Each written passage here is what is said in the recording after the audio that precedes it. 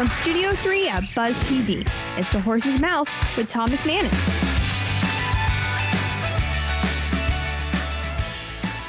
All right, it's The Horse's Mouth here at Tommy Max at my bar, of course, where everyone has a chance to have a seat, grab a drink, and tell their story, all that they're doing here in Northeast Florida and beyond. Brought to you by our good friends at Dasher and Hot Spring Spas of Jacksonville. We'll talk a little business this time around, a little investigative work, a little fractional C-level executives. We're going to get into it right now with our panel here on The Horse's Mouth. Let's start with Ann White from Impact Lab. How are you, Ann? I'm well, thanks. That's a solid name. Isn't that an author's name, Ann White, back in the day? Didn't she Tennis write? player, author, Yeah, there you go. We're everywhere. Awesome. Tell us about Impact Lab. What are you doing? I work with organizations and individuals, and my goal and my purpose is to help them deepen their impact. And Okay.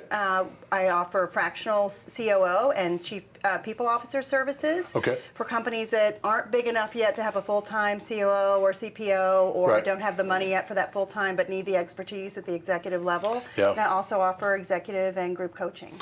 That operations officer is so key, right? Implementing everything, making sure it's all running. Yeah. Got to have the right person for the job on that one, don't you? Absolutely. So, companies move so fast, and sometimes they're just caught up in the fire of the day, and they need a little infrastructure in there to make sure that they can grow and grow well. How long is the interview process for you to determine that this candidate, whoever that may be, is right for the job that's being posted? Well, I think really it depends on what the needs of our clients are, first of all, and what the unique experiences of the candidate. So it can be a matter of a couple of weeks. It could be a little bit longer. Just depends on also what the client's looking for. Yeah, absolutely. Probably case by case, I would imagine, Indeed. right? How long have you been doing this for? I've been doing it for the last year. I transitioned out of a corporate and nonprofit career of 20 plus years and wanted to strike out on my own. Good for you. We love entrepreneurs on this show. All right, Matt Igou is here. How are you, my man? I'm doing well. Great to see you from Seaside Claims Services, my private investigator of this show. All right. You're not coming to serve me anything, I hope. Not today. Right? Not today. He wouldn't tell you. Yeah, right.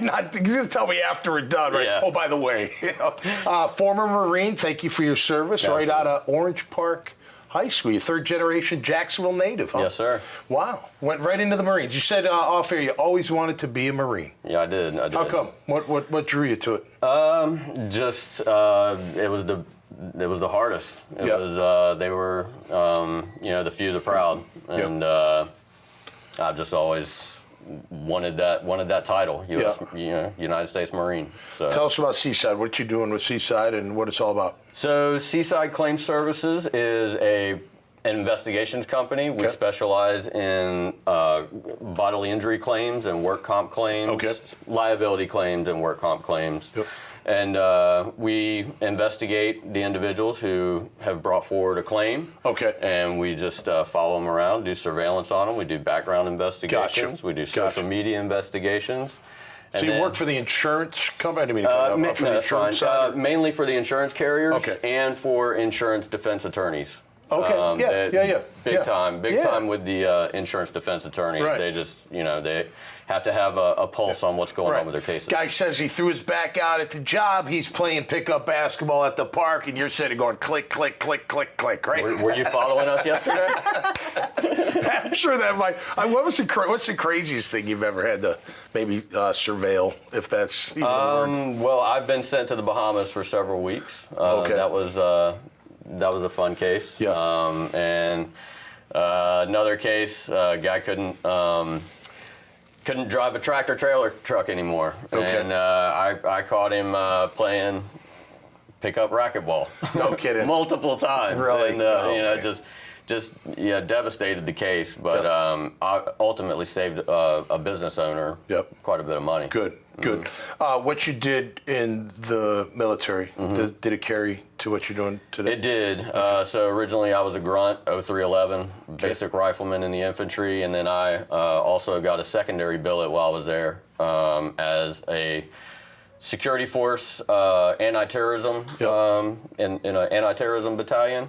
So we were trained in surveillance, counter-surveillance, things of that nature, and it just helped me, forge an investigative mind, and be able to do what I do now. Yeah. Absolutely. And your role today, are you more like an operations kind of manager type, making sure everything's running? I'm more of the owner. And kind of a little bit of a puppet master, just keeping the plates spinning. But I have a vice president, VP of field operations. Are you the owner? I am the owner. Oh, I'm sorry. I didn't know that. Okay, great. Yeah, absolutely. Yeah, I started it in 2010. A humble Marine. What do you know? Absolutely. Well, I was a solo operator for a long time, and then after COVID, I put everything down on paper with the help of a great coach. Yeah. And turned it into a business. Well, the reason I asked is like what Ann does, right? So if you needed... Absolutely. an operations guy or whatever, girl, whatever, that would be I asked her for a card as soon as I learned what she did. Because you never know when you may need one. It's very helpful. Yeah, very absolutely. Helpful. Mm-hmm. Okay, as we wrap up, both I'll offer you the same question. You're third generation Jackson. I know you love it here, but what's the best part of Jacksonville? Why do you like living here? The water. I'm a big time sailor, fisherman. Okay. And I hail out of Comanche Cove. Quite a bit. Yeah. I used to do it every Friday, but business takes priority. So I would say the water. It's just a beautiful coastal town that. Small town, but big time, stuff going on. Yeah, here. definitely. All right, Ann, how about you? You get the last word, girl. Well, What do you it's think? so beautiful. That's one thing. But also, I think that Jacksonville has a really rich arts and cultural life, too, that is underestimated and underappreciated. Yeah, I agree with that. Art, entertainment, music. I mean, there's a lot going on in this city that people probably don't know that much about. Absolutely. Well, thanks, guys, for being here. Really appreciate it. Keep up the great work. Thank you. And all the best. All right, that'll do it this time around. Make sure you check out their great profiles, this conversation, and many others at the dailynewsnetwork.com website. Till next time, y'all stay safe out there and be cool, man. We'll see you right here on The Horse's Mouth. Cheers. The coach should be going to bed at night thinking about the athlete and how they're going to help that athlete improve. They shouldn't be worrying about how am I going to quantify their improvement, or am I going to have to keep up with all this information? Those things that are kind of background to the coach focusing there on the athlete.